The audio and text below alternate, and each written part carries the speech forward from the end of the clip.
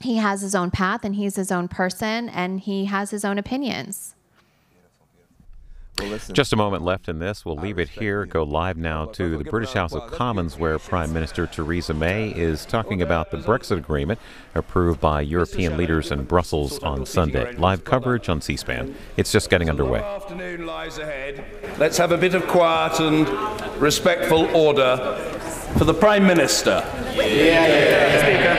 And with permission, I would like to make a statement on the conclusion of our negotiations to leave the European Union.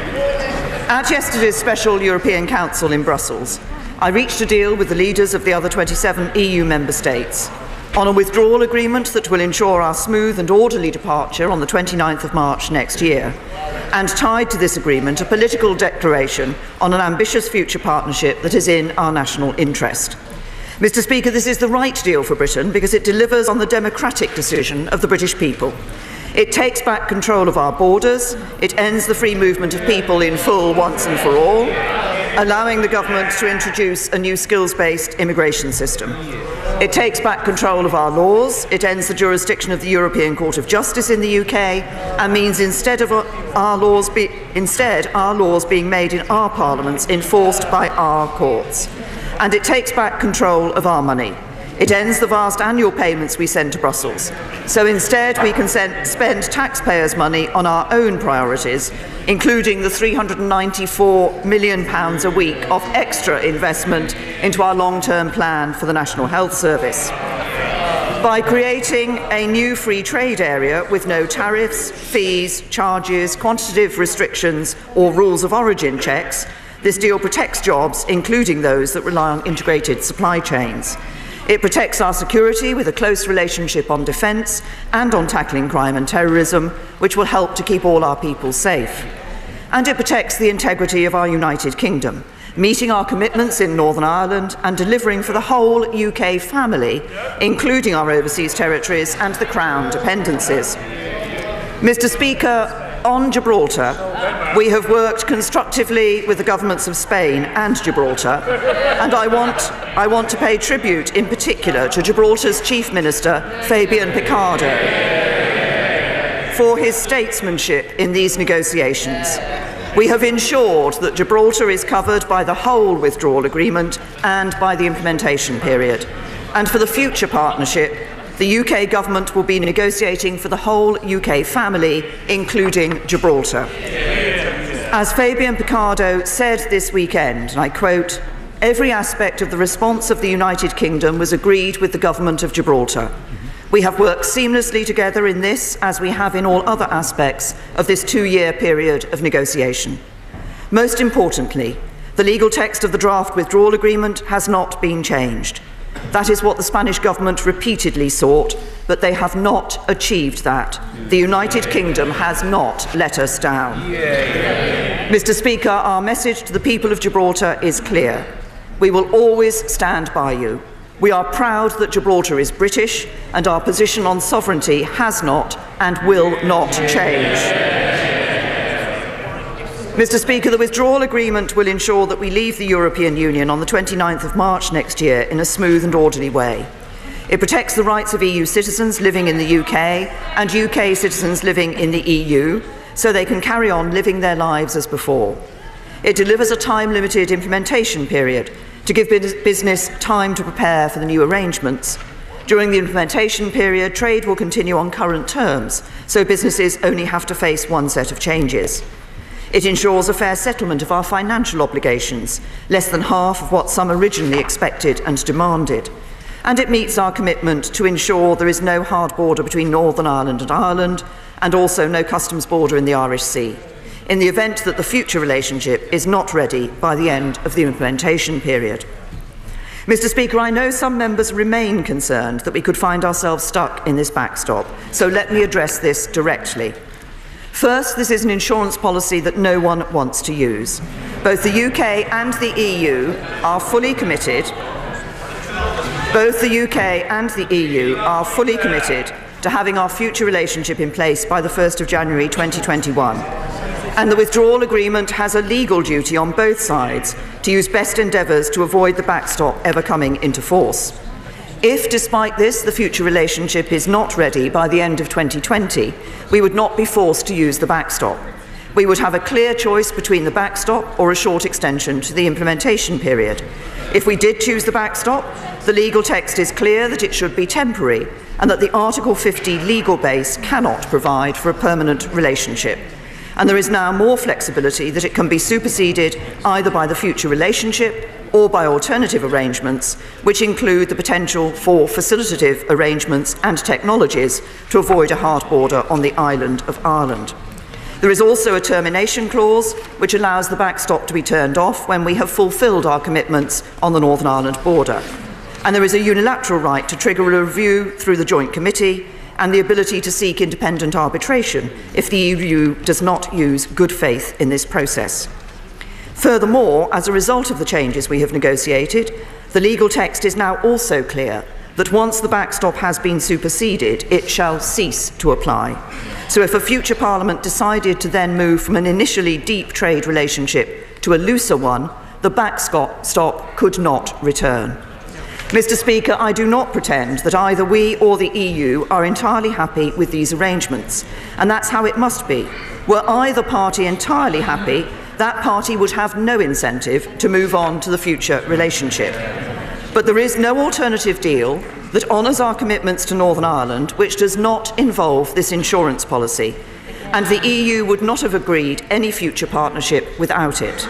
Put simply, there is no deal that comes without a backstop, and without a backstop there is no deal. Mr. Speaker, the withdrawal agreement is accompanied by a political declaration which sets out the scope and terms of an ambitious future relationship between the UK and the EU. It is a detailed set of instructions to negotiators that will be used to deliver a legal agreement on our future relationship after we have left. The linkage clause between the withdrawal agreement and this declaration requires both sides to use best endeavours to get this legal text agreed and implemented by the end of 2020. And both sides are committed to making preparations for an immediate start to the formal negotiations after our withdrawal. The declaration contains specific detail on our future economic relationship. This includes a new free trade area with no tariffs, fees, quantitative restrictions or rules of origin checks, an unprecedented economic relationship that no other major economy has. It includes liberalisation in trade in services well beyond WTO commitments and building on recent EU free trade agreements. It includes new arrangements for our financial services sector, ensuring market access cannot be withdrawn on a whim and providing stability and certainty for our world-leading industry. And it ensures that we will leave EU programmes that do not work in our interests. So we will be out of the common agricultural policy that has failed our farmers and out of the common fisheries policy that has failed our coastal communities. Instead, as the political declaration sets out, we will be an independent coastal state once again. We will take back full sovereign control over our waters, so we will be able to decide for ourselves who we allow to fish in our waters. The EU have maintained throughout this process that they wanted to link overall access to markets to access to fisheries. They failed in the withdrawal agreement, and they failed again in the political declaration. It is no surprise some are already trying to lay down markers again for the future relationship. But they should be getting used to the answer by now. It is not going to happen. Finally, the declaration is clear that whatever is agreed in the future partnership must recognise the development of an independent UK trade policy beyond this economic partnership. So for the first time in 40 years, the UK will be able to strike new trade deals and open up new markets for our goods and services in the fastest growing economies around the world. Mr. Speaker, as I set out for the House last week, the future relationship also includes a comprehensive new security partnership with close reciprocal law enforcement and judicial cooperation to keep all our people safe. At the outset, we were told that being outside of free movement and outside of the Schengen area, we would be treated like any other non-EU state on security. But this deal delivers the broadest security partnership in the EU's history. including arrangements for effective data exchange on passenger name records, DNA, fingerprints and vehicle registration data, as well as extradition arrangements like those in the European arrest warrant. And it opens the way to sharing the types of information included in the ECRIS and SIS2 databases on wanted or missing persons and criminal records. Mr. Speaker, this has been a long and complex negotiation. It has required give and take on both sides, and that is the nature of a negotiation. But this deal honours the result of the referendum, while providing a close economic and security relationship with our nearest neighbours, and in so doing offers a brighter future for the British people outside of the EU. And I can say to the House with absolute certainty that there is not a better deal available. And my fellow leaders were very clear on that themselves yesterday. Our duty as a Parliament over these coming weeks is to examine this deal in detail, to debate it respectfully, to listen to our constituents and decide what is in our national interest. There is a choice which this House will have to make. We can back this deal, deliver on the vote of the referendum, and move on to building a brighter future of opportunity and prosperity for all our people. Or this House can choose to reject this deal and go back to square one. Because no one knows what would happen if this deal doesn't pass. It would open the door to more division and more uncertainty, with all the risks that will entail. Mr. Speaker, I believe our national interest is clear. The British people want us to get on with a deal that honours the referendum and allows us to come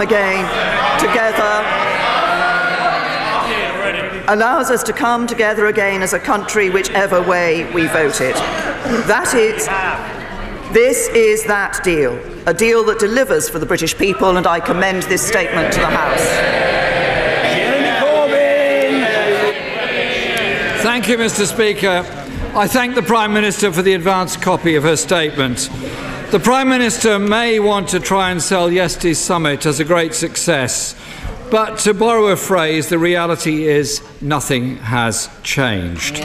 The Prime Minister says if we reject this deal, it will take us back to square one.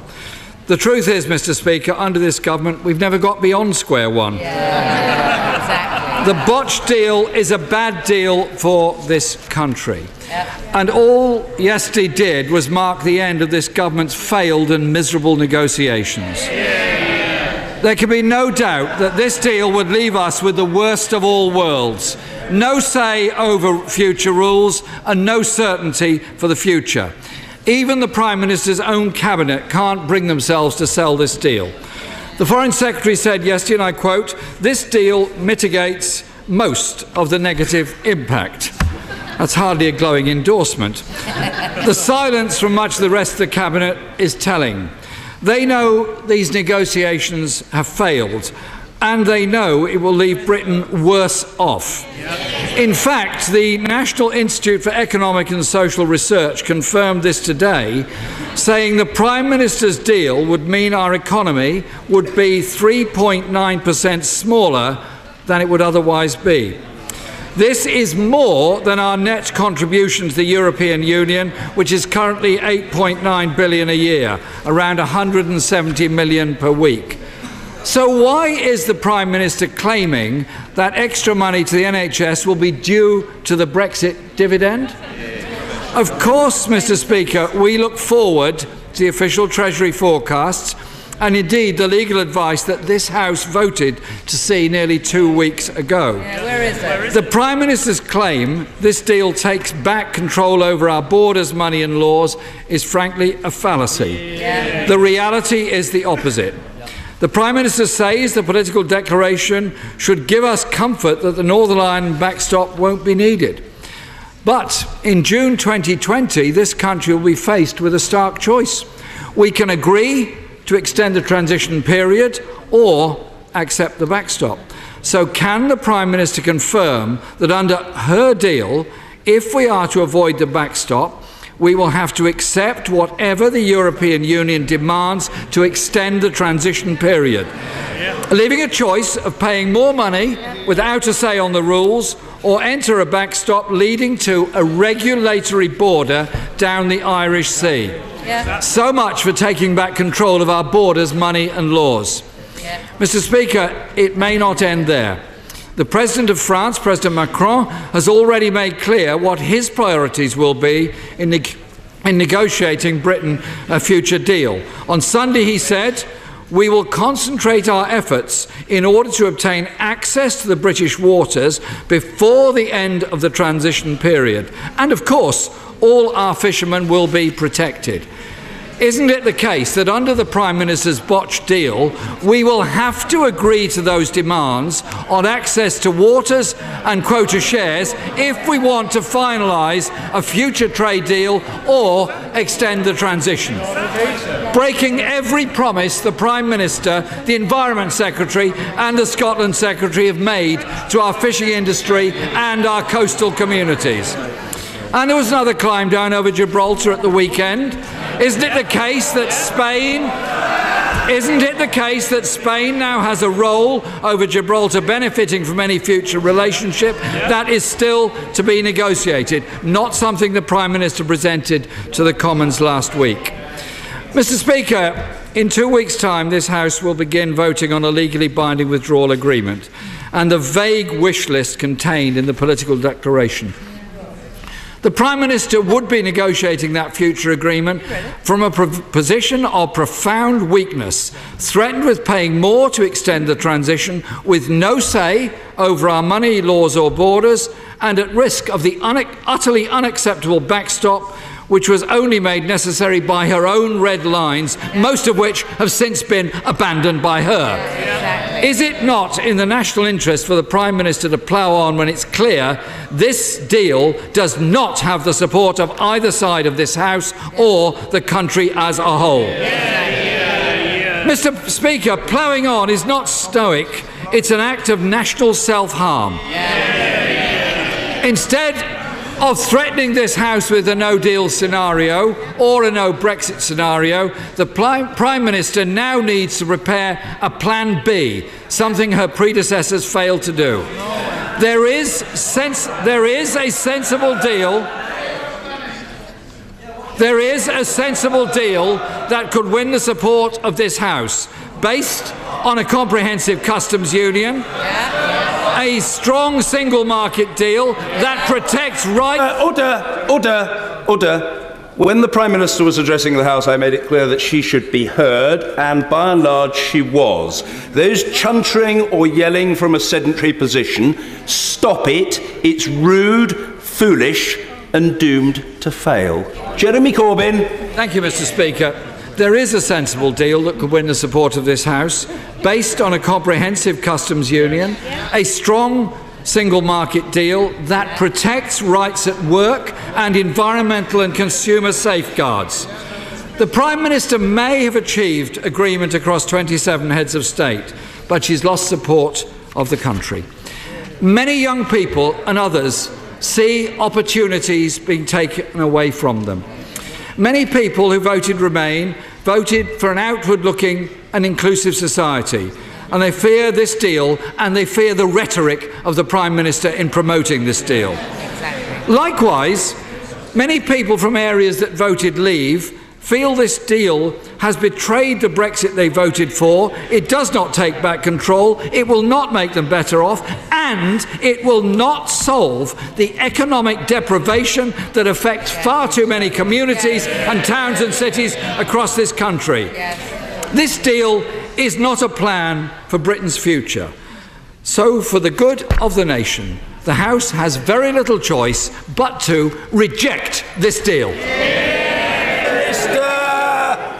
Thank you, Mr. Speaker.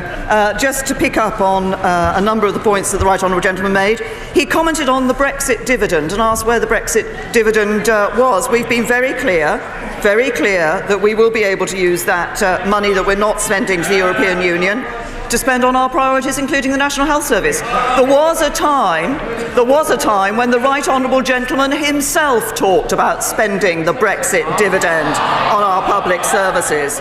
He talks about the backstop and the implementation period being the alternative. Actually, no, we have written in the possibility of alternative arrangements. The key thing is The key thing is to deliver on our commitment of no hard border between Northern Ireland and Ireland, a commitment which he appeared to dismiss in his response to my statement. We do not dismiss the people of Northern Ireland. We believe it's important to maintain that commitment. He talked about control of borders and said that our deal does not bring control of borders. Well, of course it does, because it brings an end to free movement once and for all.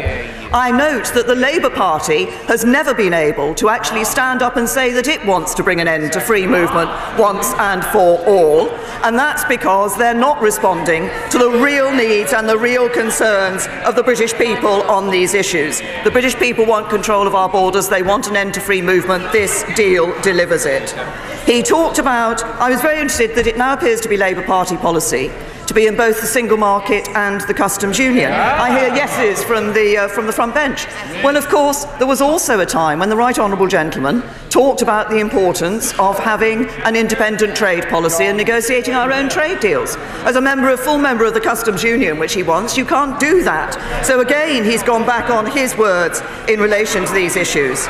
He talked about the comments that President Macron made in relation to access to waters, and I recognise that this has raised a question among people about the issue in relation to being in the backstop. But for all of those who are concerned, and indeed for all of those who have commented on this, I think it's important to recall that if we were in the backstop, we would be outside the common fisheries policy, and we would be deciding who has access to fish in our waters.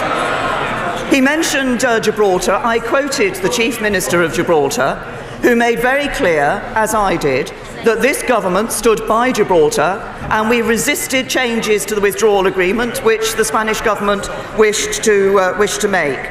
We are clear that Gibraltar's sovereignty will not change. It has not changed, it will not change, and we are proud that Gibraltar is British.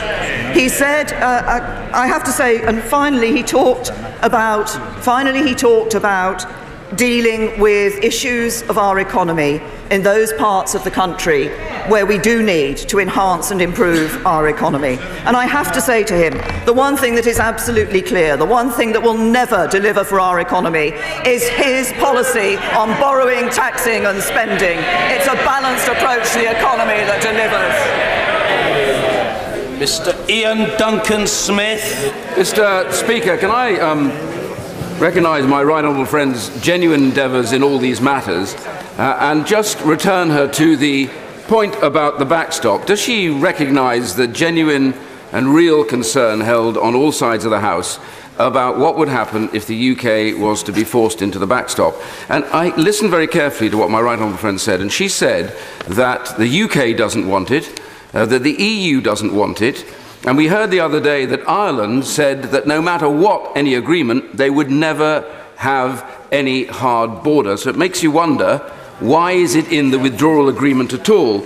But the point I want to make to my honourable friend, and the question really is this: if the government, going down the road toward a negotiation, is heading towards that point when the backstop will become invoked, does that not really generally mean that Mr. Macron is right, that we will come under intolerable pressure to agree almost anything to avoid our entry into what my right honourable friend rightly says is something we never want to be in? No, can I say to my right honourable friend, I do recognise the depth of concern that there has been and that remains for some members of this House about this issue of the backstop. But I disagree with him about the position that would entail. First of all, because, as I indicated in my statement, and it is largely thanks to my right honourable friend and our right honourable friend, the member for North Shropshire, that we are in this position of having within the withdrawal agreement the recognition that there could be alternative arrangements to the backstop or the extension of the implementation period that would deliver for the border of Northern Ireland. But it is right that while I recognise the depth of concern that this is not a situation that the UK wants us to be in, neither is it a situation that the European Union wants us to be in. And the reason is, although strange though it may seem to some members of this House, there are members of the European Union who actively think that the backstop would be a good place for the UK. because of its access to the European Union markets without having financial obligations and without free movement. And so that's why they don't want us to be in the backstop either. Neither of us want to invoke it. The Taoiseach has been clear about that. We want to ensure that the future relationship replaces it and delivers our commitment to the people of Northern Ireland. Rian Blackford. Thank you, Mr. Speaker. The Prime Minister's deal means Scotland is to be taken out of the European Union against our will, and out of the single market, a market which is around 8 times the size of the UK. Mr. Speaker, Scotland voted to remain. Our rights must be respected. Living will rip away jobs, hit living standards and end freedom of movement, something that will make it harder for our precious NHS to attract and retain the staff that we need. Migration has been good for Scotland. The Prime Minister talks about queue jumpers from Europe, an outrageous slur against EU citizens that come here. But she blatantly disregards the rights that we will all lose to live and work in Europe. Mr. Speaker, we are not prepared to give up these rights. The Prime Minister's deal carries no majority in this House and has split her own benches. It means a blindfold Brexit is now certain. There is no long-term agreement on our trading relationship with Europe. It is a deal full of ifs and buts. Crucially, here we are again with another sellout to the Scottish fishing industry by a Tory government. Here before, we were sold out by Ted Heath and we've been sold out repeatedly by Tory governments. Under this agreement, fishing boats registered in Northern Ireland would continue to gain zero tariff access to the EU and UK markets, but fishing boats registered in Scotland and other parts of the UK would not. We now know that the EU will start negotiations based on existing quota shares. Mr. Speaker, that's not taking back control of our waters. It is the EU exercising an effective veto. That's right. Scottish fishing communities have been duped once again by the Conservatives. We on these benches we cannot accept this sellout from the Conservatives. I call upon the Secretary of State for Scotland and the DEFRA Secretary. Search your conscience because your fingerprints are all over this. The agreed declaration states that the transition period after leaving the EU could be extended by 1 or 2 years. Does the Prime Minister accept that that means that the UK would almost certainly be in the CFP with no voting rights for another 1 or 2 years, totally contrary to what the Scottish Secretary has said? The Prime Minister says this deal ends uncertainty.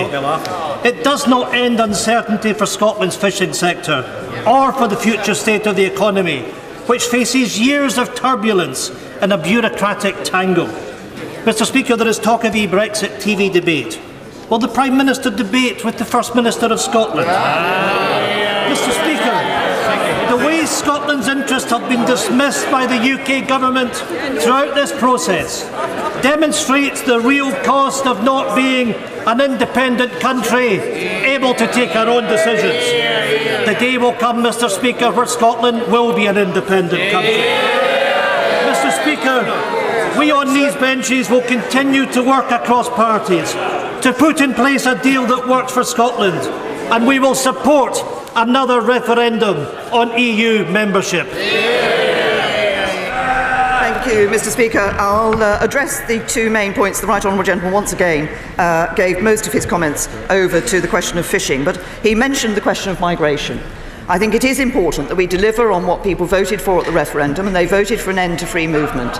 And that is because they felt that it was not right that people had a right to come here were freely able to move here based on the country they came from rather than their contribution to the United Kingdom. We will be able to put in place a skills-based immigration system that is based on people's skills and their contribution to our economy. And then he's devoted the majority of his comments to the whole issue of the common fisheries policy. He talked about a sellout of Scottish fishermen. The real sellout of Scottish fishermen is the SNP's policy to stay in the common fisheries policy. Who is it who has been standing up for Scottish fishermen in this House? Conservative Scottish backbenchers. Never. All the Scottish Nationalist Party want to do, is stay in the common fisheries policy, and that indeed would be a sellout of Scottish fishermen. Mr. David Davis. Thank you, Mr. Speaker.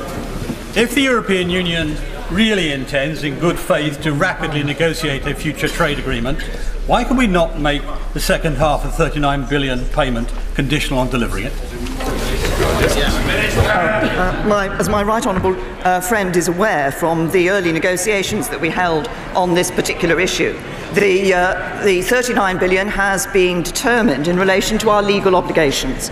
I think it is important that as a country we are a country that stands up to our legal obligations. As my right honourable friend will also know, there is a timetable for these payments spread over a period of time, and of course a key element of this is ensuring that we're able to have that implementation period, which is so important for our businesses, to ensure that they only have to make one set of changes and there's a smooth and orderly withdrawal. Mr. Hilary Benn. Thank you very much indeed, Mr. Speaker.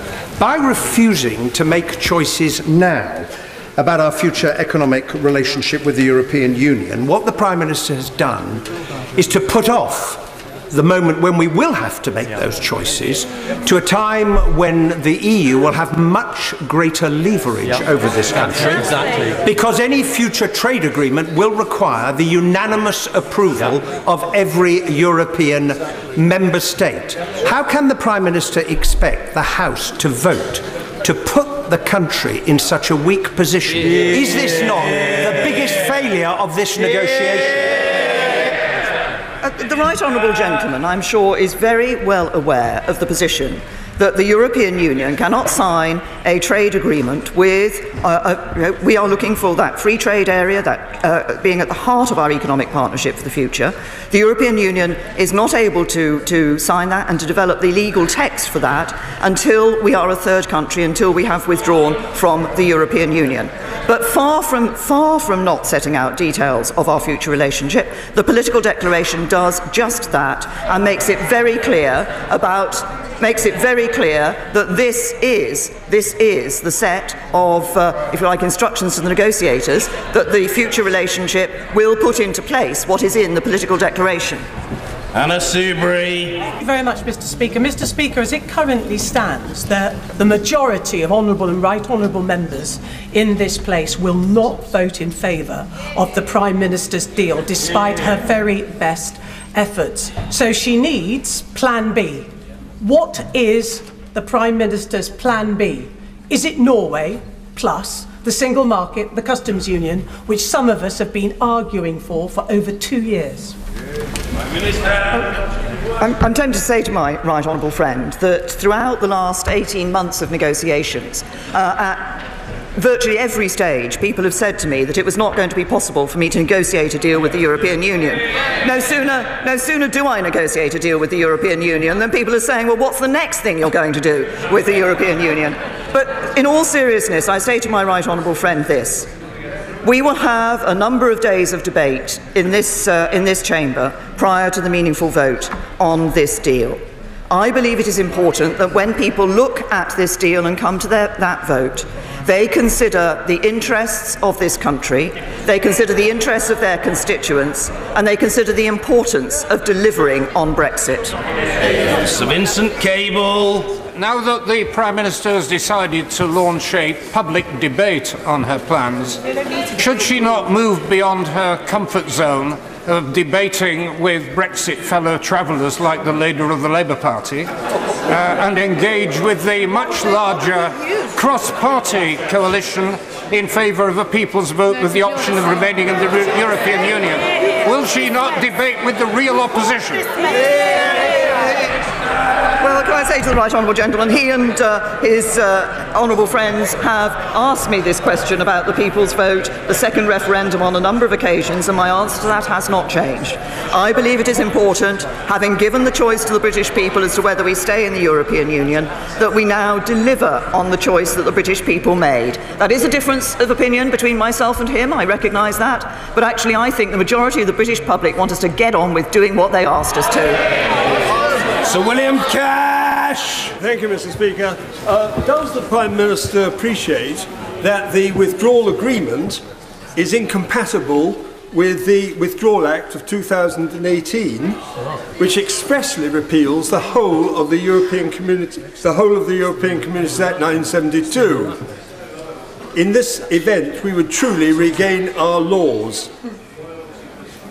Does the Prime Minister accept that this agreement, being only a treaty, cannot override the statutory provisions of the 2018 Act and is therefore unlawful? Did she seek the legal opinion of the Attorney General on this question in good time before the agreement was signed by her yesterday, as required under the Ministerial Code? I say to my honourable friend, I make 2 points to my honourable friend. The first is, of course, what the Withdrawal Act does. One of the things the Withdrawal Act does is bring European Union law into UK law, such that there is that smooth and orderly transition when we leave the European Union. And of course, the Withdrawal Agreement will be implemented in our legislation through the Withdrawal Agreement Act. Mr. Nigel Dodds. Mr. Speaker, the Prime Minister says in her statement, the legal text is now also clear that once the backstop has been superseded, it shall cease to apply. Now, we need accuracy. Actually, in page 309, Article 2 of the Northern Ireland Protocol, it says the backstop can be superseded in whole or in part and shall cease to apply in whole or in part. So we need accuracy here because it's the legal text that matters, and this is what will bind the country. Will the Prime Minister tell us, as the Chancellor has rightly said, that the backstop is bad for the Union, bad for the economy? That's what he has said. Can't you tell us what bits are so bad for the Union? The parts of the backstop that are bad for the European Union, that they consider... for the United Kingdom.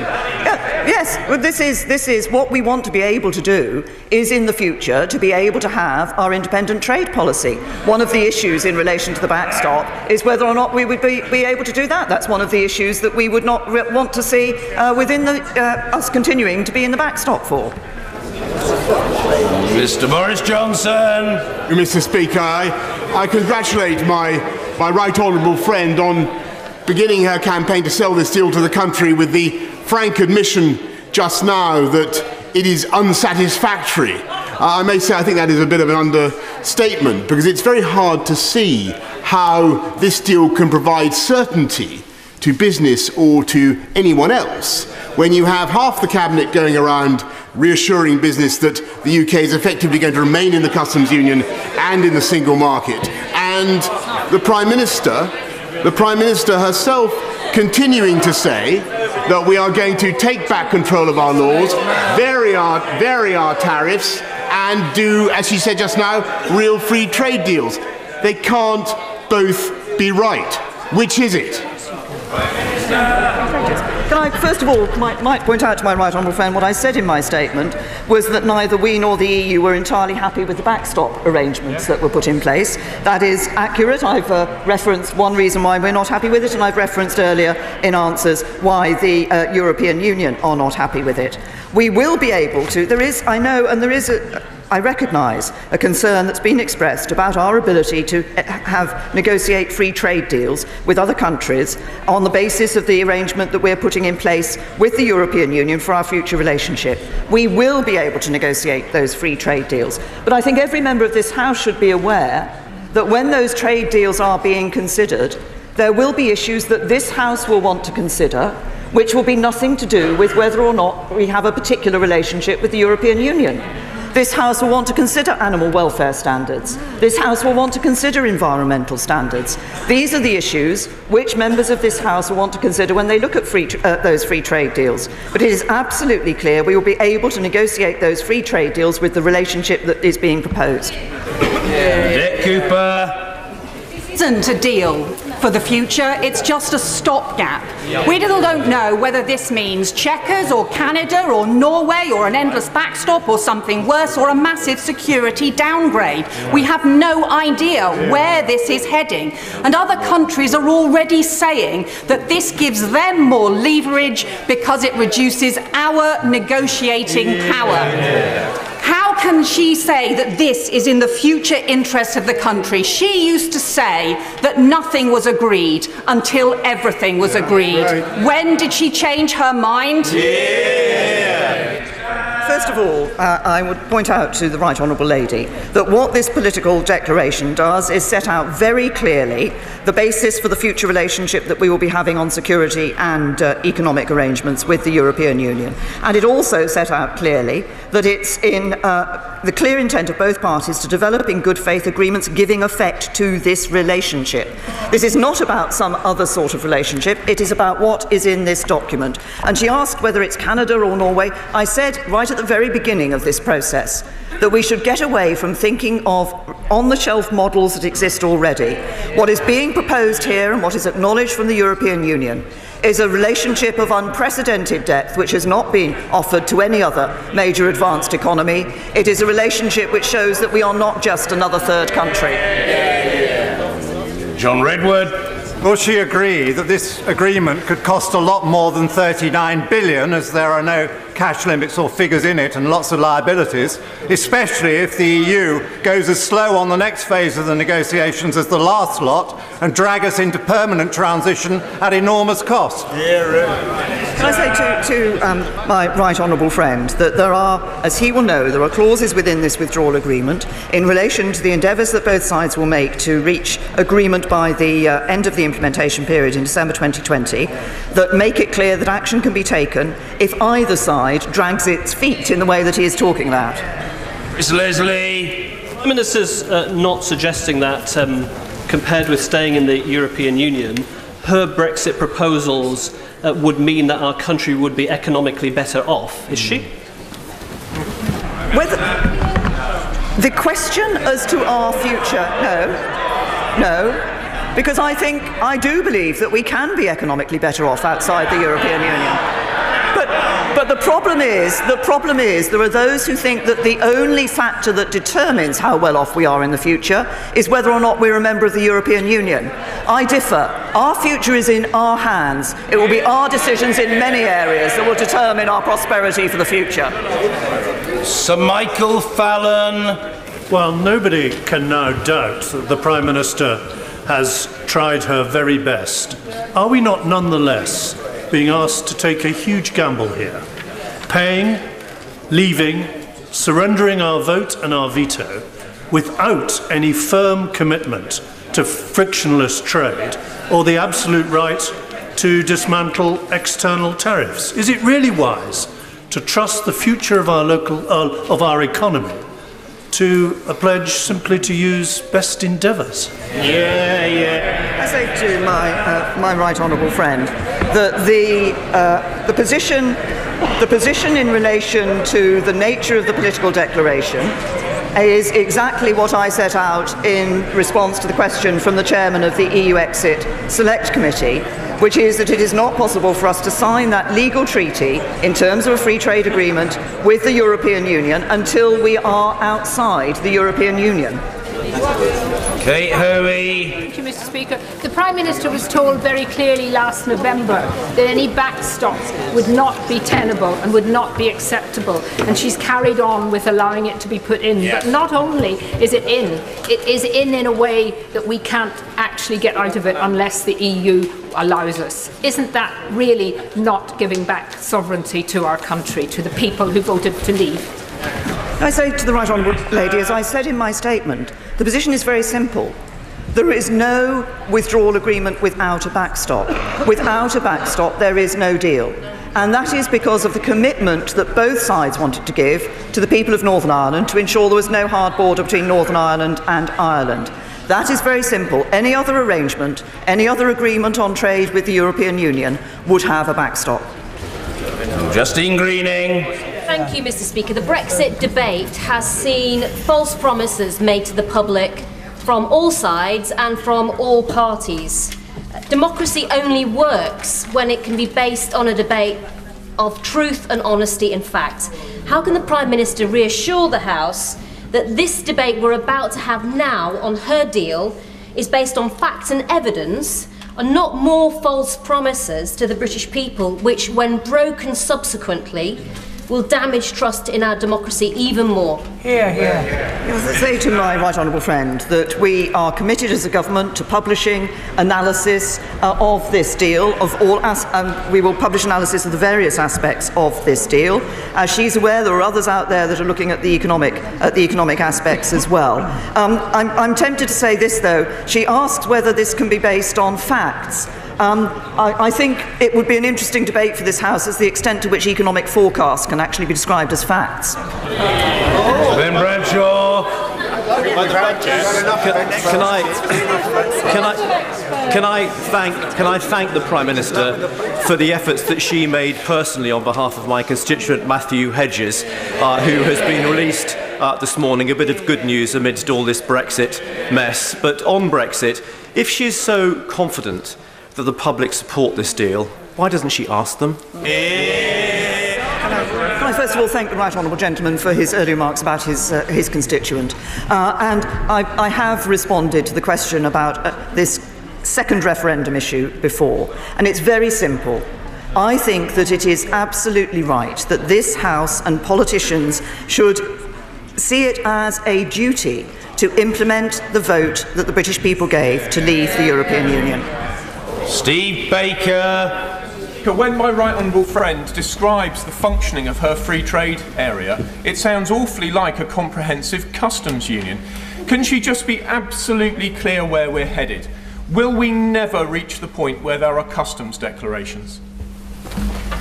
My honourable friend is well aware of the position that the government takes, which is that we will be working for frictionless trade. As he will see, the references in the political declaration are for an ambitious agreement in relation to the restriction of checks. But my honourable friend will also be aware that obviously there is a balance between the rights in terms of access, frictionless access, against the obligations. That is set out quite clearly in the document. As my honourable friend knows, the government set out its position in the summer in the White Paper. Caroline Lucas. Mr. Speaker, the Prime Minister says a majority of people want her to get on with Brexit, but actually that isn't true. It might be an inconvenient fact, but the truth is a majority do want a people's vote. So when she's giving her tour around the country,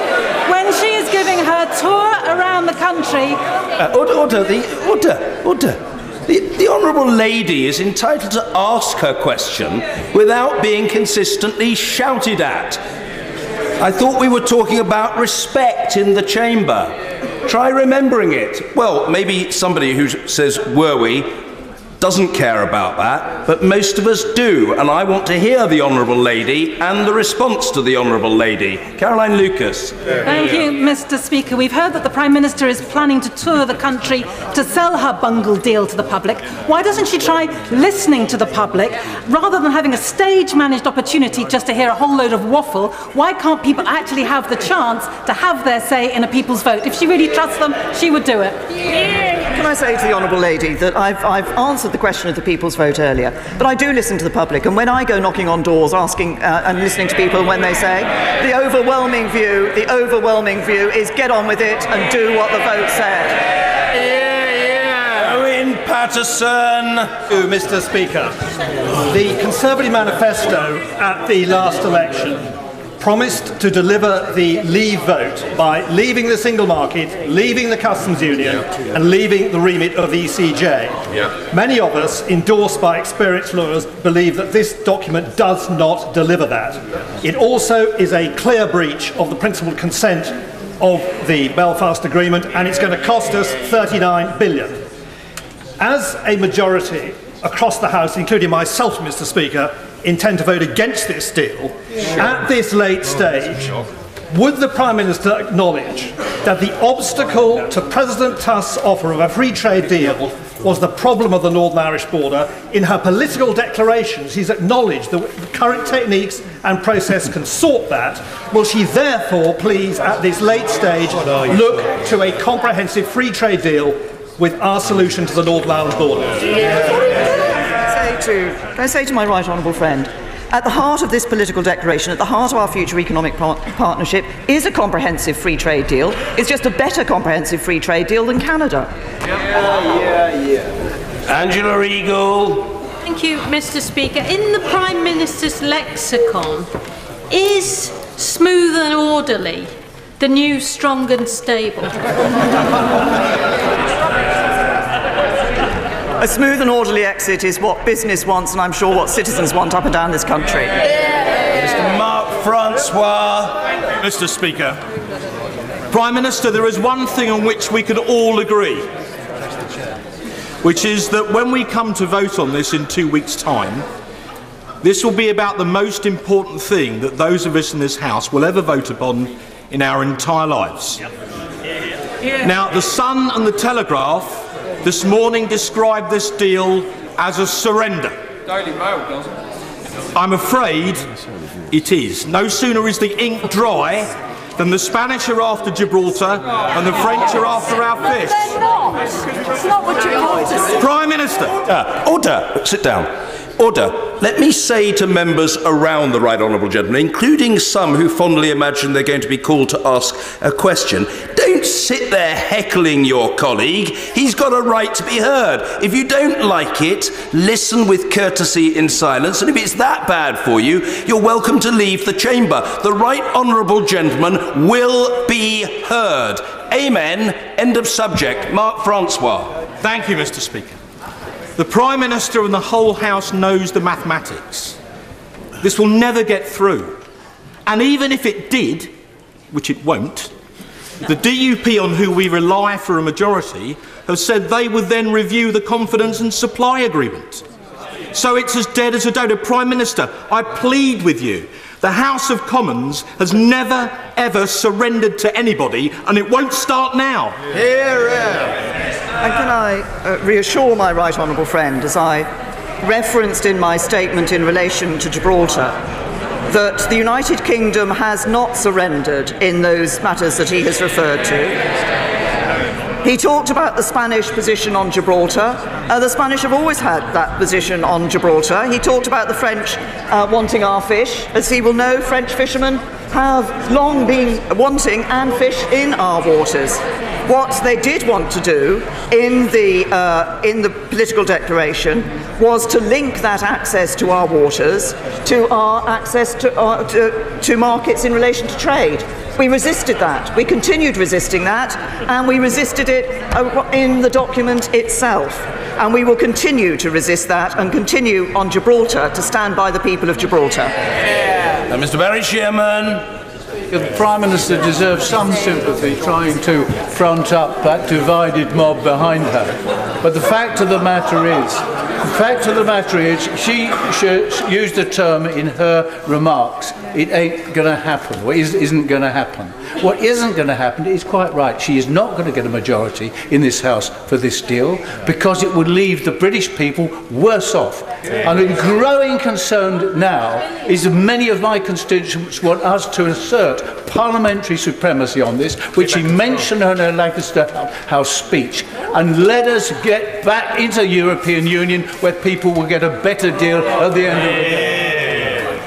Well, the right honourable gentleman talks about parliamentary supremacy. Of course, it was this Parliament that decided overwhelmingly to ask the British people their view on our membership of the European Union. They voted, they gave that view, and I believe it is our duty to deliver on it. Mr. Jacob Rees-Mogg. Thank you, Mr. Speaker. May I first of all thank my right honourable friend for making 3 statements to the House of Commons in 10 days, which I think is boycottian in its achievement. To an earlier question, the Prime Minister said that we had a legal obligation to pay £39 billion. I wondered if she's forgetting the report of the House of Lords from March 2017 that said in the event of leaving without a deal we owed no money at all. Therefore, what are we buying with £39 billion of taxpayers' money? Can I assure my honourable friend that I have not forgotten the House of Lords report, but there is a different opinion in relation to the House of Lords report, and that opinion is that there are legal obligations that this country would hold to the European Union in relation to financial payments in any circumstances. As I've said before, I think it's important that we are a country that upholds our legal obligations.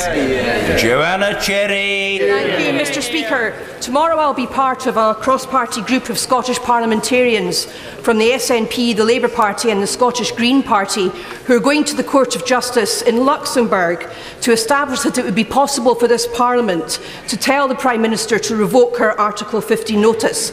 Does she share my sense of pride that it will be Scottish parliamentarians and the Scottish courts that will give this Parliament a true alternative to her deeply flawed deal? Can I say to the Honourable Lady that I know she has consistently raised this issue of the revocation of Article 50, and as she knows, it is not going to happen because it is not government policy. Joe Johnson. Thank you, Mr. Speaker. The Prime Minister said in her statement and in various letters that her deal will protect jobs. Could I ask her, please, to tell me which region or regions of the United Kingdom will be more prosperous with higher productivity and higher GDP per capita than they do and than they will under present arrangements within the EU? I say to my honourable friend that the answer to that question is the extent to which we are able to enhance the prosperity and the number of jobs in regions of the United Kingdom depends on a whole variety of decisions that will be taken by this government. It is our good management of the economy that's ensured that 3.3 million jobs have already been created, and if my honourable friend remembers the budget that was given in November, he will also have seen the OBR's prediction that 800,000 jobs will be created over the next period of years in this country. Stella Creasy. Mr. Speaker, the Prime Minister has been very clear this afternoon that she doesn't think it is right that the public, having had a vote to leave the European Union, should have a say on what happens next on the deal that she has done. Can she therefore confirm that if this House votes down her deal, she will not seek to force a second vote on this deal? Or will we find out, as the DUP have, that it's one rule for her and no say for anyone else? Say to the Honourable Lady that I will be working to ensure and persuade members of this House that this is the deal that is on the table. This is a deal that delivers on the vote of the British people, and it does so while protecting jobs, protecting our security and protecting our United Kingdom. Sir Bernard Jenkin. Will my right honourable friend recall how much we both hoped, so much that I would be able to support whatever the Prime Minister brought back from her negotiations? Can I say how sad I am? I cannot possibly support this deal, which pays £38 billion simply to kick the can down the road. And how can we possibly agree to an arrangement at the moment where we have the unilateral right to leave the European Union, but we have no such unilateral right to leave these new arrangements, which will be subject to an EU veto? That's giving up control, not taking back control. That's right. As I set out in my statement, various elements relating to the backstop, which is what my right honourable friend has referred to.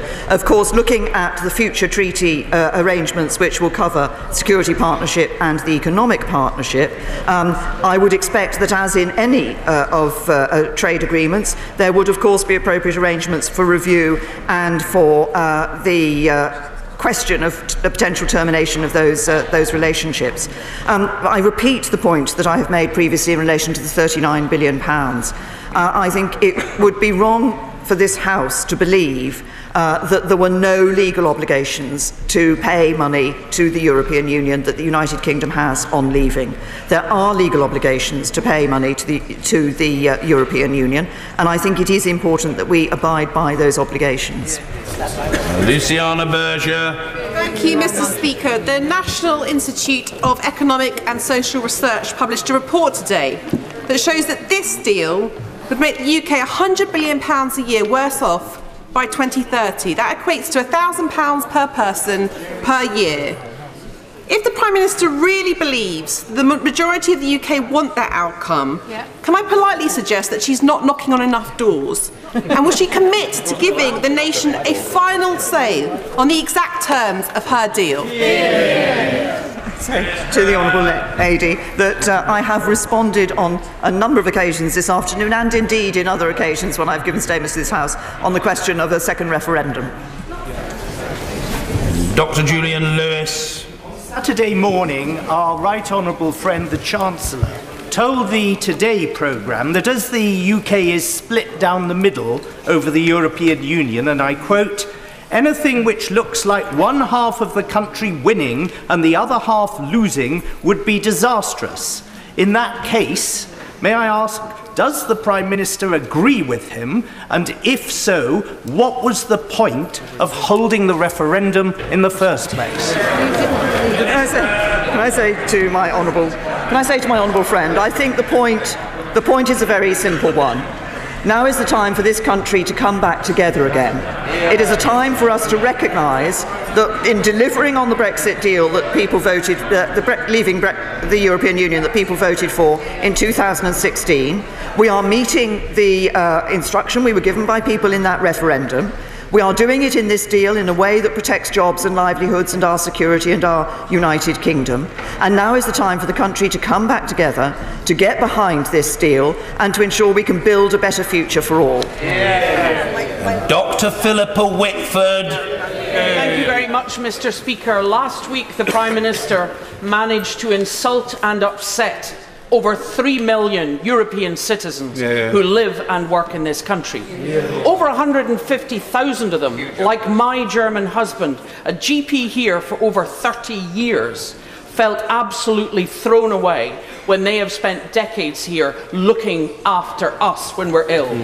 Will the Prime Minister take this opportunity, perhaps, to apologise for her thoughtless and insulting comments? Can I say to the Honourable Lady, I should not have used that language in that speech. The point I was making was a simple one, and I may say to her, right from the very beginning, I said that citizens' rights was a key issue that I wanted to see addressed in the withdrawal agreement. That was one of the things we put at the top as one of our priorities, and we have delivered that in the withdrawal agreement for people. But can I also say to the Honourable Lady that I think there was a point that for the most people here in the United Kingdom, they want to see people coming to this country with the skills and wanting to make a contribution. Her husband has made a contribution as a GP here in this country. They want people to be judged, as we will, on their skills and contribution to our economy, rather than simply on where they come from. Nicky Morgan. Thank you very much indeed, Mr. Speaker. Does my right honourable friend agree that it's the easiest thing in the world for people to criticise any deal that they haven't spent time? And it's the easiest thing in the world for people to remain in their entrenched positions that they've been in for the last 2 years. But actually the braver thing and the right thing for this country now is to challenge ourselves on our views of Brexit, to step up to the plate as elected representatives and to give this deal the scrutiny that it needs, to read carefully the economic forecast the government is going to publish, and to realise that what will cost us far more than £39 billion is a no-deal Brexit. Can I say to my right honourable friend, and I think this was a point that was made very well by our right honourable friend, the member for Rayleigh, that this is a very important moment for this country. And that is why when people come to debate this topic and to vote on this topic, I hope they will look, as she has said, look at what is set before them in terms of analysis, look at the details of the deal, recall the need to deliver for the British people on the vote of Brexit, but also recall the need for us to consider our constituents' jobs and livelihoods for the future. This is a very serious, debates in this House are all about serious matters, but this is an historic moment for our country, and it's right that we approach it in the right way. Frank Field.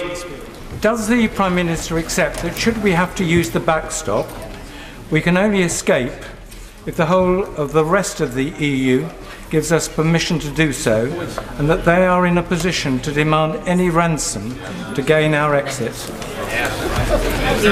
It is possible to come out of the backstop if it is shown that it can be superseded by the future relationship or by alternative arrangements that can be put in place. The key is being able to show that we're delivering on the commitment for the people of Northern Ireland in relation to the border.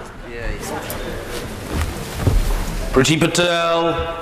Speaker, the Prime Minister in her statement speaks of the European Court of Justice and how this deal ends the jurisdiction of the Court of Justice. So can my right honourable friend give a precise date or even a year when the UK will no longer be bound or subject to or have imposed on it any judgments from the European Court of Justice? Can I say to my right honourable friend, as she will, I'm sure, recall from the one of the elements of the citizens' rights section within the withdrawal agreement does have a period of time where it will be possible for the issues in relation to citizens' rights to be considered by the European Court of Justice. After that point, there will be no jurisdiction of the European Court of Justice in the United Kingdom. In all other matters, there will be no jurisdiction of the Court of European Justice in the United Kingdom prior to that point. There is a limited range of issues that can be considered in relation to citizens' rights during that drawdown period. It will be the case that people will not be able to take cases to the European Court of Justice in this country. It will be the case that it will be our courts who are determining and interpreting our laws. Stephen Doughty. Thank you, Mr. Speaker. I'm genuinely sorry to say this to the Prime Minister, but there is a stark difference between stoic determination and sheer stubbornness and a failure to listen to this House or to the people. She's come here today with the same old script, telling us that we've got to vote for this piece of paper that will make us poorer, weaker, less influential, less well-off, less secure, and she expects to get the consent of this House. And she said as a result, she wants to peel over our heads and go to the people. If she wants to go to the people, why is she afraid to put this question to a people's vote? Can I say to the honourable gentleman, I have answered the question of a people's vote on a number of occasions. But I say this to the honourable gentleman as well. I believe in actually delivering on the vote of the British people that took place in 2016 for the reasons that I've set out. But for those who consider that a second vote of some shape or form would do anything other than divide this country further or create more uncertainty, I think they only have to look at what happened during the initial referendum campaign. We asked people to choose, they chose, it's our duty to deliver. Dame Caroline Spellman. Thank you, Mr. Speaker. So many young people in my constituency have got work in the car industry whose principal market is in Europe. But car manufacturers warn us that no deal could result in tariffs of 4.5 billion. So can my right honourable friend confirm that her hard-won deal would provide much-needed certainty, continuity and, above all, safeguard jobs? Well, can I say to my right honourable friend, I recognise the importance of the automotive industry in her constituency and many others around the country, and indeed the political declaration on the tariff issue expressly provides for no tariffs. Ronnie Campbell.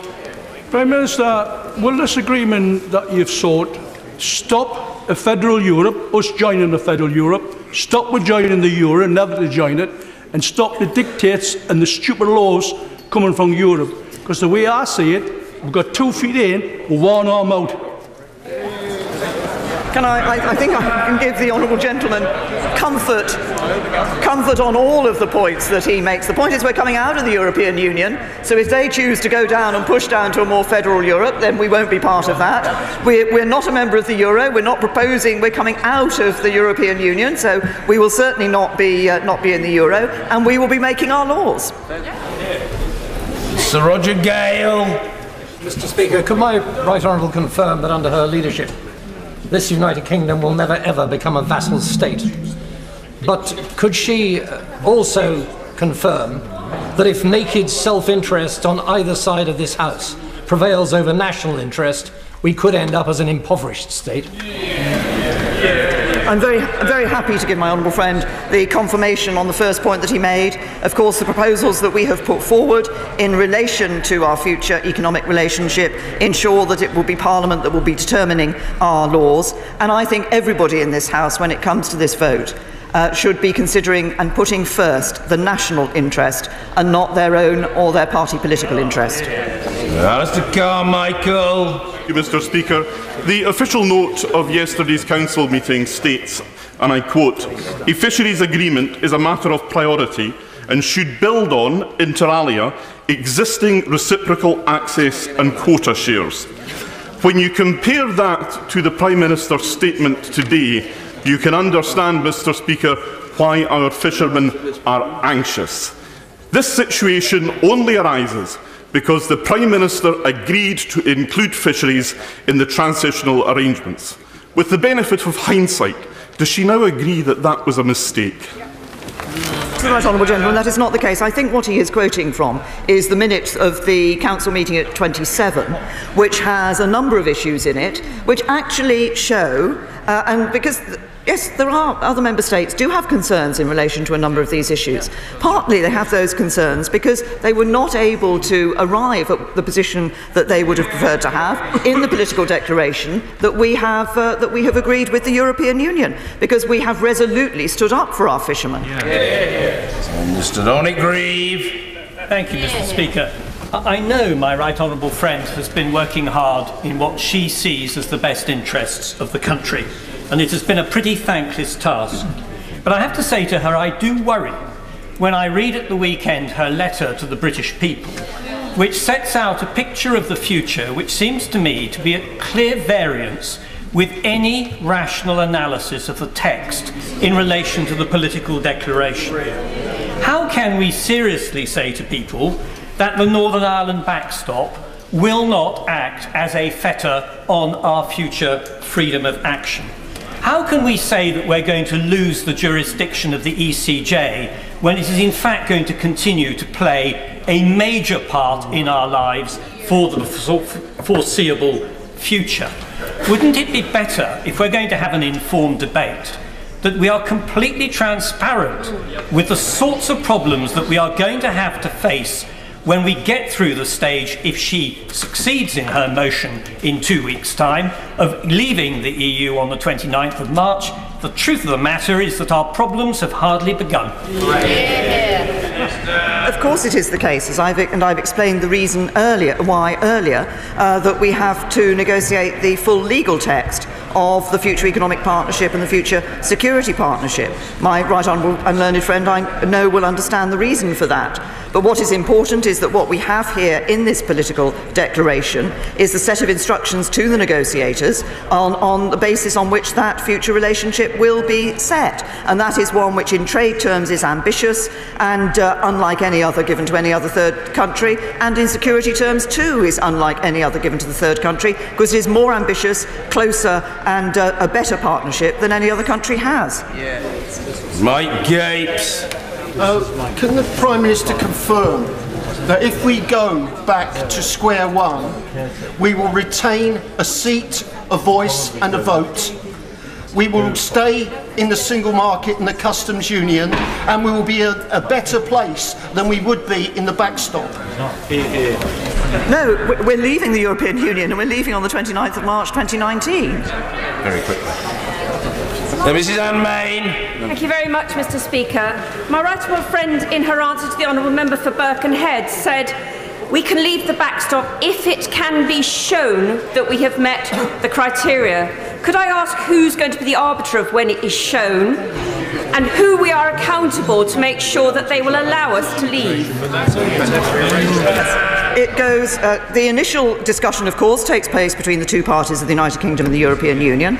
But there is a process that goes through the joint committee of the two bodies. But there is also an arbitration panel, an arbitration process which can be brought into operation in relation to that. Because throughout the withdrawal agreement, in various elements, it refers to the good faith on both sides. And if it is the case that the commitment to Northern Ireland has been met, then I think it would be clear that we would be able to come out of that, come out of the backstop, were it the backstop that had been put in place in the first place. Rachel Reeves. Thank you, Mr. Speaker. One of the problems that the Prime Minister has had to grapple with over the last 2 years is that those who campaigned to leave the European Union had no blueprint for what they would do if they won the referendum.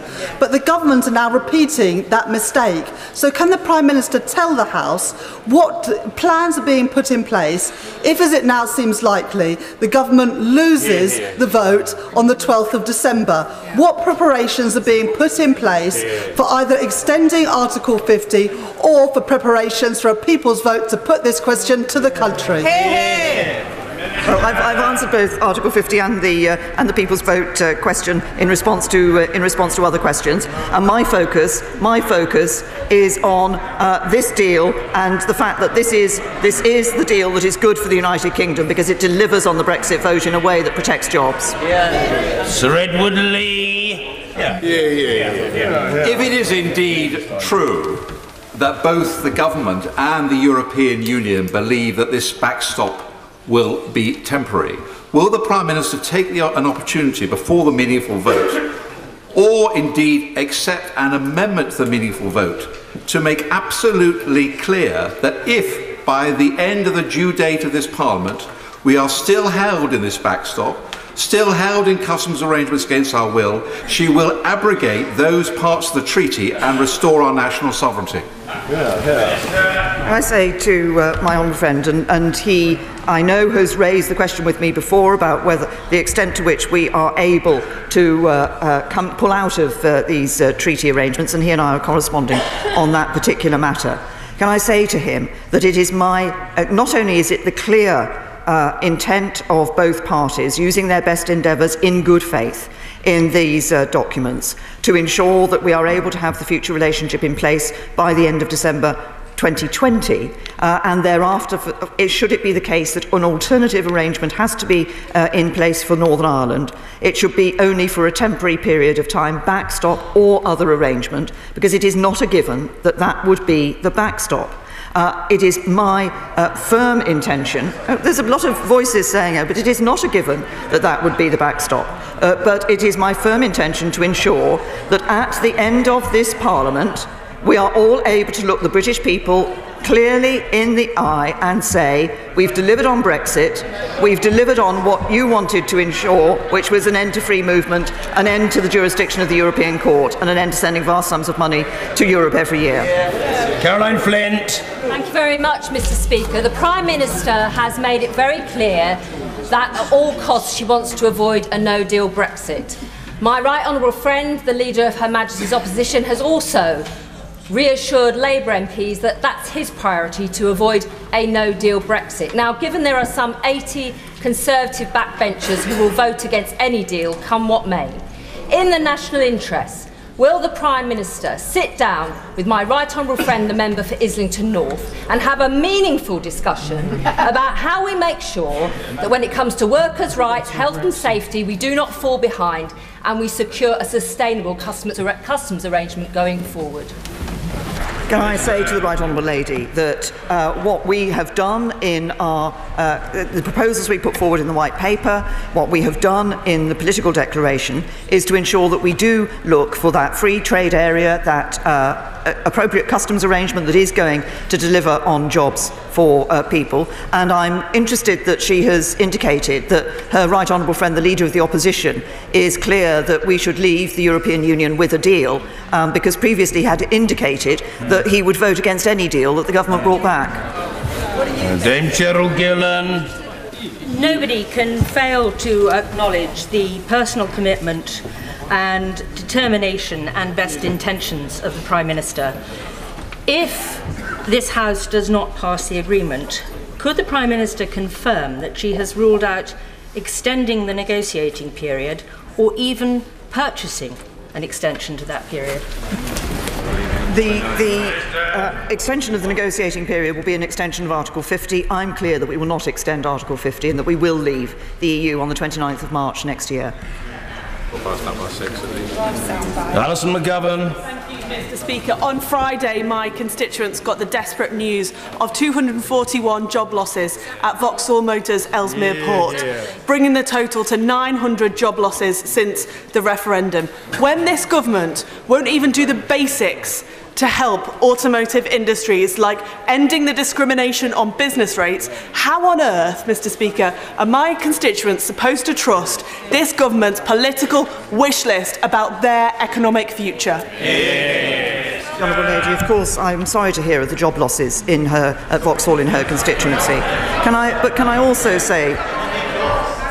say to the Honourable Lady that there are many examples that we have seen in the automotive industry of extra investment going into this country in the automotive industry. There are many examples we have seen, and indeed she references what the government is doing. Government has been working very closely with the automotive industry. We are keen to ensure that this country is a country that is at leading edge of the automotive industry in the future. Is exactly what we're doing with autonomous vehicles and electric vehicles. Sir Christopher Chope. Thank you, Mr. Speaker. This morning, the government published what it describes as the explainer for the political declaration. Page 1 of that explainer includes the following sentence: "The political declaration and the withdrawal agreement have been settled together on the basis that nothing is agreed until everything is agreed." In the light of my right honourable friend's responses to my right honourable friend for Sevenoaks and my right honourable friend for Horton Price and Howden, why, if that sentence is correct, does it not mean that the 39 billion is contingent upon us getting agreement on the future arrangements? Can I say the withdrawal agreement and the political declaration were indeed agreed together, but I repeat the point that I've made to others, that it is the case that there, in whatever circumstances we find ourselves in relation to leaving the European Union, there will be legal obligations of a financial nature that this country has to abide by. Sammy Wilson. Speaker, the ink was hardly dry on this agreement before the French President was saying that he would be using the legally binding provisions of this agreement to lever further concessions on fishing and other issues from the UK government. And other states are no doubt thinking the same.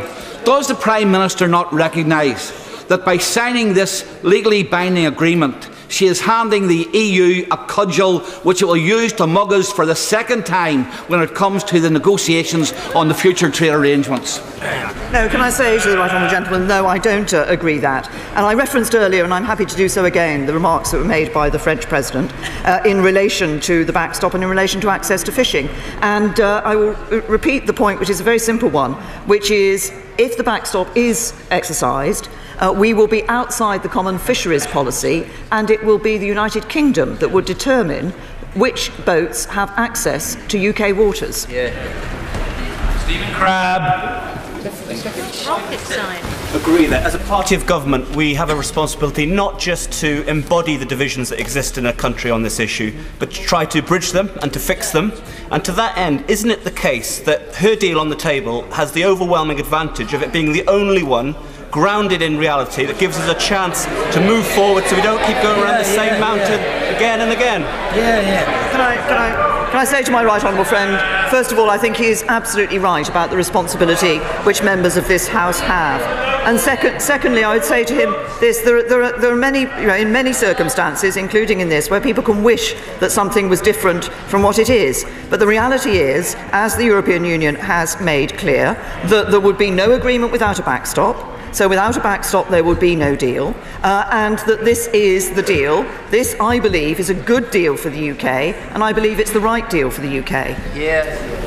McKinnell. Thank you, Mr. Speaker. The Prime Minister knows fine well that there is no dividend to be had from this withdrawal agreement. Under all economic analysis, we will be worse off for decades to come. So is it not time for the Prime Minister to level with the British public and accept that because this decision needs to be taken as a political fix rather than an economically rational decision, that it is one that should be put back to the people who started this process back in 2016, and we will continue to ask for that until it does so. I say to the Honourable Lady, as she has heard, I'm very clear that we should leave the European Union because the vote of the British people was to leave the EU. It may be the policy of others. I don't know if it's the Honourable Lady's. By the sound of it, she would rather we stayed in the European Union. I don't think that would be right. I think that would be betraying the trust that the people put in us. Antoinette Sandbach. Thank you, Mr. Speaker. Can I urge the Prime Minister, when she hears cries of no surrender, as some members of this House want to drag us to a no-deal Brexit, that would be catastrophic for my constituents in Edinburgh? And can she remind those members of the House that the Conservative manifesto made commitments to a deep and special partnership and a comprehensive customs arrangement with Europe? Does this deal deliver on that? Yes, I'm happy to tell my honourable friend that this deal does indeed deliver on that manifesto commitment. Vera Hobhouse. Mr. Speaker, under this agreement from January 2021, foreign nationals who fly from a third country into Dublin, then travel on to Belfast, and from then to the rest of the UK, where will the immigration border be? The common travel area will continue to exist. That's one of the things that's been agreed in the withdrawal agreement. Sir Desmond Swain. To extend the transition or the backstop indefinitely has got to be a trap, hasn't it? Can I say to my right honourable friend, no, and precisely because of the reasons that I set out. Not only is it clear that that can only be temporary, but it is also the case that that many in the European Union believe that the backstop is actually a place that gives the United Kingdom an advantage which they would not wish to give us. Feet were shut. Mr. Speaker, in some 1 hour and 30 minutes, I think I've heard 3 ringing endorsements for the Prime Minister's Brexit deal. Now, I don't know what that tells me, but I certainly would like to know what it tells her. But will she also confirm today that if she does lose this vote, will she do all her backbench a favour and confirm that she will resign? Can I say to the honourable gentleman, I'm focusing on actually ensuring that we ensure that members of this House see the benefits which I believe there are there from this deal. It is a good deal for the UK, and everybody will have a decision to take about their responsibility to deliver on Brexit for the British people when the vote comes. Robert Halfon. Thank you, Mr. Speaker. I do have respect for the Prime Minister. I understand her position, but over the past few years we've had very difficult cutbacks to local services in our constituencies like mine, across the country, and every time we make the case that it is a difficult economy and we did not have enough money. How do I explain to my constituents that we have 39 billion to get out from the Treasury sofa to give to the European Union when it is questionable on whether we owe all that money? And does she not agree that this isn't just about the European Union, this is a matter for social justice? Well, can I say to my right honourable friend that I'm sure that he will recognise that the government's commitments that we have made in a number of areas on our public services in terms of increased funding, which do affect his constituents, I think reflect the needs that he has consistently raised in this House and raised with government. I return to the point that I made previously about the financial settlement with the European Union, that there are legal obligations that this country has, and I believe as a country we should be the sort of place that actually meets our legal obligations. Stephen Kinnock. Thank you, Mr. Speaker. The Prime Minister must surely now recognise that she's flogging a dead horse. So could I urge her to join forces with senior members of her own cabinet and honourable members across all sides of this House to back a Norway Plus-based Brexit? It's the only option that protects jobs, that solves the Northern Ireland border issue, and that has a chance of reuniting our deeply divided country. Can I say to the honourable gentleman that actually the option that he has put forward does not deliver on the vote of the British people, and that's what I believe we should do. David Tredinnick. Would the Prime Minister agree with me that that which is apparently dead in the water can move on a rising tide? But if she's going to carry the tide with her, she needs to allow herself time, and wouldn't it be better to have a meaningful vote in January after the Christmas vote? And isn't it a truly meaningful vote one that includes the trade negotiations? That's what we should be voting on. Can I I say to my honourable friend that the timing of the meaningful vote, of course, has to reflect not only the need for a sufficient number of days of debate here in this House, but also the need subsequently to get the withdrawal agreement bill through the House before the 29th of March. And I think he virtually gave the Leader of the House a heart attack on the front bench when he suggested delaying the meaningful vote till January. Ian Paisley. Thank you, Mr. Speaker. If the backstop applies to Northern Ireland and the rest of the United Kingdom is not operating under the backstop in that scenario, is it not the case that the citizens of Gibraltar will actually have more rights than the citizens of this part of Northern Ireland as a part of the United Kingdom of Great Britain and Northern Ireland?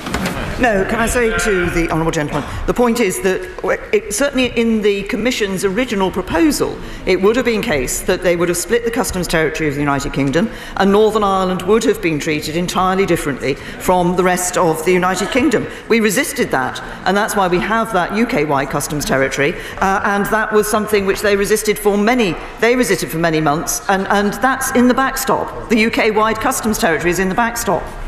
Sir David Evanet. Thank you, Mr. Speaker. Can I firstly pay tribute to my right honourable friend on her dedication and hard work to endeavour to get a Brexit for Britain? However, does she appreciate and understand the real concerns of my constituents that if the backstop is implemented, Britain could remain subservient to the EU for a very long time, if not forever? Well, can I say to my right honourable friend that first, and thank him for his comments in relation to myself and what I've been doing, but can I say to him, I recognise that this concern has been raised, but there are a number of reasons why I believe that concern is met by the arrangements that we have within the withdrawal agreement. It is very clear within the withdrawal agreement that the backstop, if it is implemented, and it does not have to be implemented, but if it is implemented, that it is only temporary. It is clear from the point of view of the European Union that the legal base of the withdrawal agreement is Article 50, and that cannot be used to set up a permanent arrangement. And then finally, of course, it is the case that we have the ability, if the backstop is exercised, to ensure that it is superseded by the future relationship, and it is very clear the intent on developing that future relationship in time for the backstop not to be used is clear throughout the document. Seema Malhotra. Mr. Speaker, 78% of our businesses that export do so to the EU and are able to trade goods and services seamlessly. And for the £200 a person that we pay the EU, UK citizens have the right to live, work, study, travel and holiday free of fees and red tape. Some might even describe this as a good deal. But isn't it true, Mr. Speaker, that the Prime Minister's deal and political declaration does little more than take away the biscuit while leaving the nation the crumbs? Isn't it her duty to at least tell the British people how much we are set to lose in every region and nation? And why won't she do that? Well, first of all, if the Honourable Lady is asking me if the government is going to produce economic analysis, we are. Mr. Crispin Blunt. Businesses in my constituency point out very firmly that their greatest enemy is uncertainty. And they are now starting to tell me that certainty will be provided by World Trade Organization terms because of the weakness of our negotiating position once we exit the period required for unanimity under the future arrangements. And I say to my right honourable friend that she's now had her government departments have had 20 months to prepare for there being a straight transfer to World Trade Organization terms. We would have some share of £39 billion to make sure that that transition was worked as effectively as possible by our European Union partners, whose policies would dictate how well that transition went. And surely now, those preparations now need to be surfaced and the European Union engaged in those discussions. I say to my honourable friend that businesses do look for certainty, and certainty is given to businesses in the withdrawal agreement because it is the withdrawal agreement that contains within it the implementation period that ensures that businesses have that certainty going beyond the 29th of March next year. And as regards the World Trade Organization arrangements for trading with the European Union, I'm frequently encouraged by colleagues around the House to ensure that we can negotiate really good trade arrangements with countries around the rest of the world that would be based not on WTO arrangements. And I have to say that if WTO arrangements are not good enough for those other deals around the world, then I think it is entirely right that we seek to obtain, as we have done, commitments to better than WTO arrangements in our relationship with the European Union. If the Court of Justice rules tomorrow that Article 50 is revocable, will the Prime Minister institute a British Brexit pause so that she can make a better fist of resolving the disagreements which are so obvious in the House today? We will not be revoking Article 50 or asking for the extension of Article 50, and we will be leaving the EU on the 29th of March next year. Can my right honourable friend confirm that although the withdrawal agreement was voted on by the European Union under qualified majority rules, if it is passed by our Parliament, any future relationship and release from the backstop will be subject to 27 individual EU vetoes, meaning France will demand our fish, Spain will demand Gibraltar, the Republic of Ireland may even demand Northern Ireland, and the only alternative to these humiliating betrayals and capitulations will be continued vassalage forever under the backstop. Can I say to my honourable friend that obviously the arrangements in relation to the backstop and for the backstop ceasing to apply are those that are set out in the withdrawal agreement, and of course that does end in the potentially end in the arbitration arrangement. Of course, in terms of the future relationship, that will the role that is had by the EU and by individual member states will depend on the precise legal form that agreement or agreements takes. But of course, if there are areas that are of mixed competence, then there would be a role for national parliaments. If it is only one of EU competence, then of course it is under the sole competence of the EU. Mrs. Madeleine Moon. Thank you, Mr. Speaker. Will the Prime Minister look at the analysis of information gathered by Best for Britain and Hope Not Hate across Great Britain and Northern Ireland, which shows that 56% of people wish to remain in the European Union now, 66% want a final say in any deal, and 422 constituencies now back Remain. Will the Prime Minister listen to the will of the people, which has changed, and give them a people's vote? To the honourable ladies, I've said on many occasions, this Parliament gave the decision to whether or not to leave the European Union to the British people, and the British people voted. Now, the honourable lady is saying to me, well, the British people have changed their mind. If we went down the route that she suggests, and there was another vote, and possibly a change of direction, then those who had voted to leave in the first place would quite rightly say, hang on a minute, we need to have another opportunity to vote on this. This is not the way to conduct these arrangements. We decided to give the vote to the British people. We did that. They voted, and we should deliver on that vote. Mr. Hugo Swire. 2017, my right honourable friend said very clearly, we will make sure that no new barriers to living and doing business within our union are created.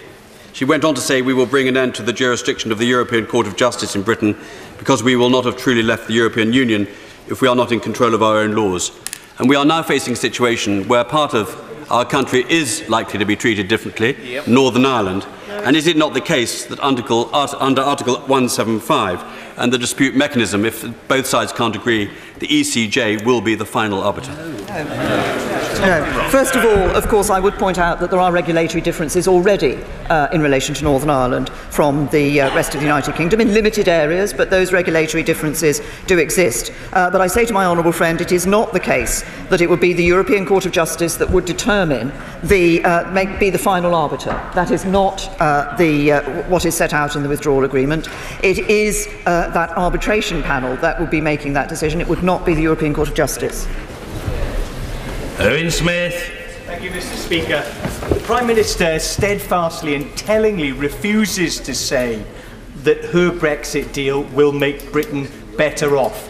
If she can't offer a guarantee to my constituents that they won't be worse off as a result of this deal, how can she ask me to vote for it?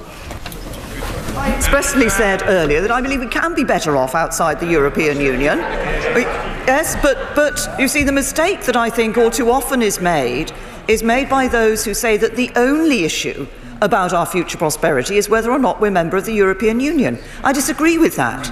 The issue about our future prosperity is about us, about decisions that governments and this Parliament take about our economy for the future, and it's about the talents of our people. And I'm optimistic, I'm full of optimism about our prosperity outside the European Union, precisely because of the talents of our people. Maybe he hasn't come back. John Barron. Prime Minister is aware that many of us have wished her well in these negotiations, but it does appear the withdrawal agreement sacrifices much and secures very little. Article 129, paragraph 3 states, and I quote, "The UK shall refrain during the transition period from any action which is likely to be prejudicial to the EU's interests." Given that article, does this mean that the UK will be unable, for example, to cut taxes, to regulate businesses such as Uber, and disagree with the EU foreign policy in the United Nations? And why is this clause not reciprocated by the EU? No, there's a duty on both sides, actually, to act in good faith during that implementation or transition period. It is not the case the United Kingdom will be able. The United Kingdom does not take, today as a member of the European Union, we do not take a European Union position in the United Nations Security Council. We're an independent member of the United Nations Security Council. We sit there in our own right, and the positions that we take are taken as a United Kingdom. So it is not the case. I disagree. I'm happy to write to my honourable friend further details. I know he raised several points in his question, and I will do that. But I don't believe that the position that he set out there is the correct interpretation. Phil Wilson. Mr. Speaker, the Prime Minister has said previously that this country's best days are ahead. Can I ask the Prime Minister, is that because of the deal that she's negotiated with the EU? And does she think it's actually better than the one we have now? I believe it is a good deal for the United Kingdom, as I've responded to others as well. It is not. I do believe our best days lie ahead of us. I believe our best days lie ahead of us because of the talent of our people, because of our innovation, because of the decisions that this government has taken to ensure we have a balanced approach to our economy.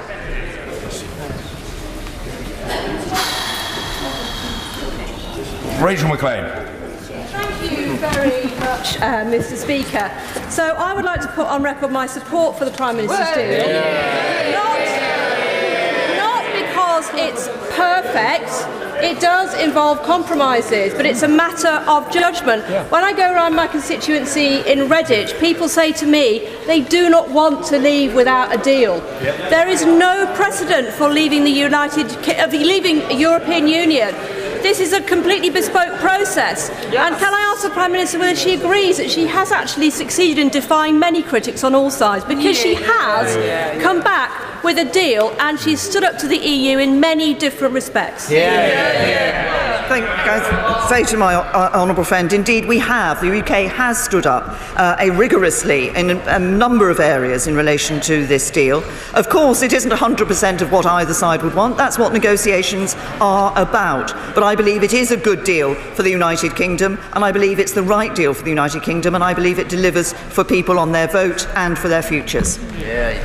We're streeting. Thank you, Mr. Speaker. The Prime Minister has frequently said during these negotiations that nothing will be agreed until everything is agreed.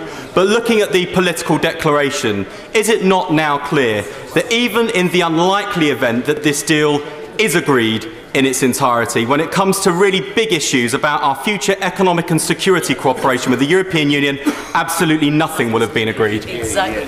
No, the political declaration is a clear set of instructions to the negotiators on the legal text. I have also, in the past, on a number of occasions, made clear the position in relation to the European Union not being able to sign a legal treaty with a country in relation to these trade matters until that country is a third country. Mr. Marcus Fish. 123,000 defence industry jobs nationwide. Our security and that of our allies depend on our defence industry being competitive and flexible with government involvement. Yet, the permanent backstop in the withdrawal agreement that would apply should the EU choose not to do with arbitration, would oblige our defence industry to comply with EU state aid law from which EU defence firms are exempt. Why would my right honourable friend give the EU this, yet another hostage to negotiate with, and have us beg to keep our sovereign ability in defence?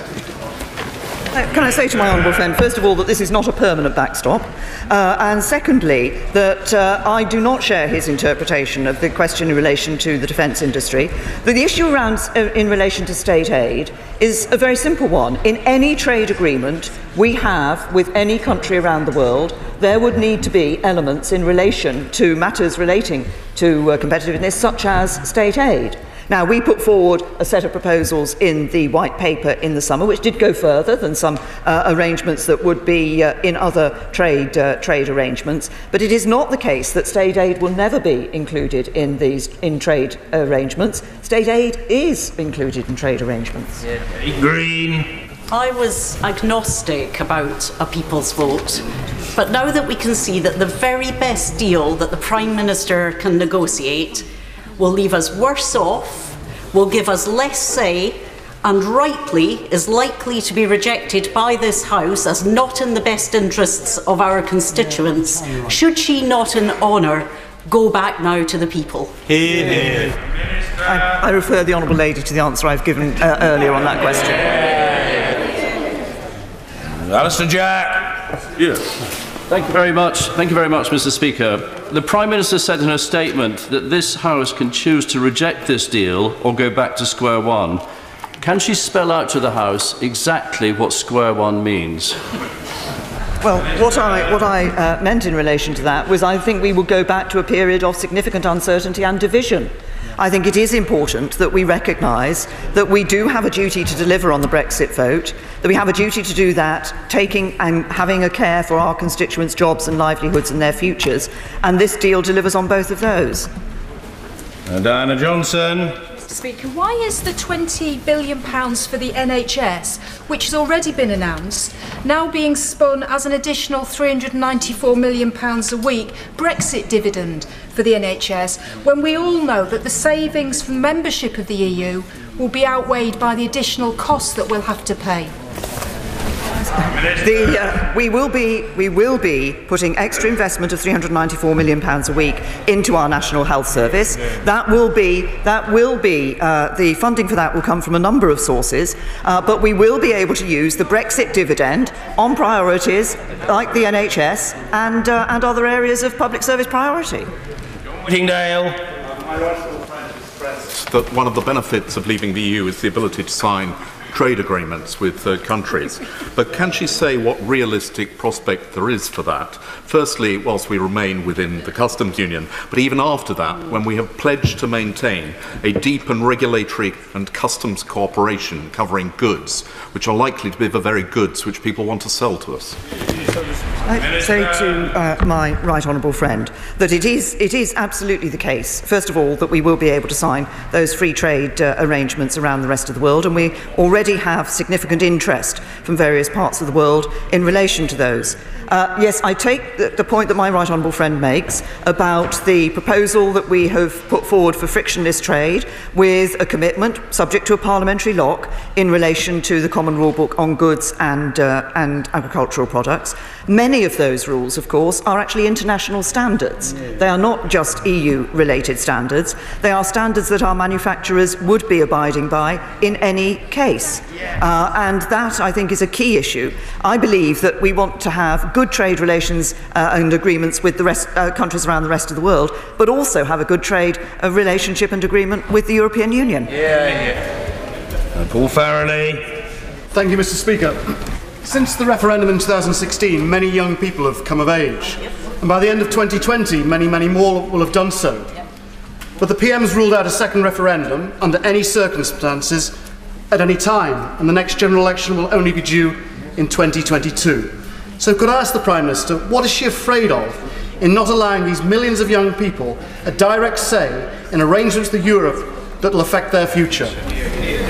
It's a question of delivering on the vote that took place in 2016, and I would say, with due respect to the honourable gentleman, that at any point in time somebody can argue that another cohort of young people have come of age and come to a voting age. So at any point in time, if his argument followed, it could be possible to say, well, there needs to be another vote. No, we had the vote in 2016, people voted, and we should deliver on it. Rebecca Powell. Oh, thank you, Mr. Speaker. When I was on the railway platform this morning in Taunton, I met with the leader of a very important business in my constituency that employs hundreds of people and trades across the EU, and it's related to the car industry. And do you know what he said to me, Mr. Speaker? He said, please don't jeopardise business, our jobs and the economy. So would my right honourable friend agree with me that we cannot play games with business, and we must have a deal that enables business to thrive whilst at the same time leaving the EU, which is what people wanted? And surely, my right honourable friend, this deal addresses both of those. Yes, can I thank my honourable friend for bringing the views of the business of Taunton here to the House? But she's absolutely right. We listen to business. That's exactly why that free trade area with those good customs arrangements lies at the heart of our future economic partnership. This deal delivers Brexit, but it does it in a way that enables business to thrive and jobs to be protected. Dr. Rupa Huck. Thank you, Mr. Speaker. The Prime Minister is fond of telling us what the British people think. Yeah. And she trumpets freedom of movement, the end of freedom of movement, as a plus of her so-called, well, it's become a face-saving exercise now. But I mean, for businesses that are losing EU workforce, for EU nationals, 13,000 of them in my seat, and for young people who want to study and live abroad, that and her crass comments about jumping the queue are a tragedy. Isn't it time that she sought a fresh assessment of the will of the people and gave all electors in this 65 million nation, not just 650 MPs, a say? Because what if the will of the people in June 2016 is no longer the will of the people? I refer the honourable lady to the answer I gave earlier. Mark Pritchard. Honourable and good intentions, is it not an indisputable fact, irrespective of whether colleagues voted Remain or Leave, that the political declaration is not legally binding and the withdrawal agreement is legally binding? Yes, my honourable friend is absolutely right. The withdrawal agreement is legally binding. The political declaration is not a legal text because the European Union cannot sign a legal text with a country in relation to trade matters until that country is as a member of the European Union. They can only do it when we're outside the European Union. Ambassador Cordova. Thank you, Mr. Speaker. It is increasingly clear that the Prime Minister's deal does not have the support of this House. It is a bad deal, it is bad for my constituents and it is bad for the country. So I ask her, and she has not answered this question yet, what is her plan B when this deal inevitably falls? I refer the honourable lady to the answer I've given earlier. Dr. Andrew Murison. I warmly congratulate my right honourable friend for introducing alternative arrangements to the backstop within the lexicography of our Brexit arrangements. That is no mean achievement and may just about get it across the line for a number of us. But can she say what will be done to identify those who are going to work up those alternative arrangements, what budget has been set for that work, and when the matters will be trialled and piloted? I'm not able to give my honourable friend immediate answers to all of those questions, particularly the questions around trialling and piloting. There are proposals that have been put forward to us. We will be, first of all, I think, here in the UK, obviously looking at those proposals and the extent to which they deliver on what is necessary. And we will be, and have spoken with the European Commission about the possibility then of being able, at an early stage, to discuss with them those alternative proposals. John Woodcock. Thank you, Mr. Speaker. The Prime Minister and at least one of her cabinet ministers has said that if the House rejects her deal, there is a chance of no Brexit at all. And I wonder if she could spell out with greater clarity how this fear might be realised. I can say to the honourable gentleman that he will have heard a number of individuals around the House today, including some of his colleagues on the Labour benches, who clearly have expressed the view that they believe remaining in the European Union is preferable to leaving the European Union. I believe that it is important for us to deliver on the vote the people took in order and to deliver Brexit. And we are